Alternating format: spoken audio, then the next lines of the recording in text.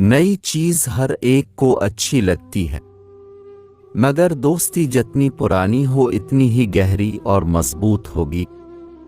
अगर तुम चाहते हो कि लोग तुम्हें सुने तो लोगों की समझ के मुताबिक बात किया करो। वो शख्स कभी नहीं मरता जो दूसरों के लिए जीता है, वो लोगों के दिलों में हमेशा जिंदा रहता है। तुम अपना मुस्तकबिल तो नहीं बदल सकते, लेकिन तुम अपनी आदत जरूर बदल सकते हो, और तुम्हारी आदत ही तुम्हारा मुस्तकबिल बदलेंगी। इन लोगों के लिए कामयाबी हासिल करो जो तुम्हें नाकाम देखना चाहते हैं। तुम मुसीबत और ज़रूरत के वक्त इबादत करते हो, काश मसरत और फरागत के वक्त भी अपने रब को याद करते।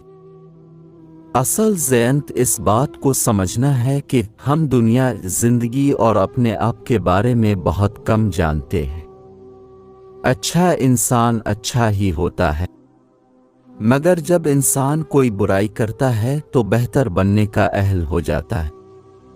नादान शख्स गलती करता है और भूल जाता है, मगर अक्लमंद गलती करता है मगर उसे याद रखता है। हिर्स को कभी भी अपने दिल में जगह ना दो, ये आपको तबाह कर देगा। सुबह उठकर अल्लाह पर मुकम्मल यकीन करके सूरत रहमान पढ़ लिया करो, जिस्म से हर तरह की बीमारी निकल जाएगी।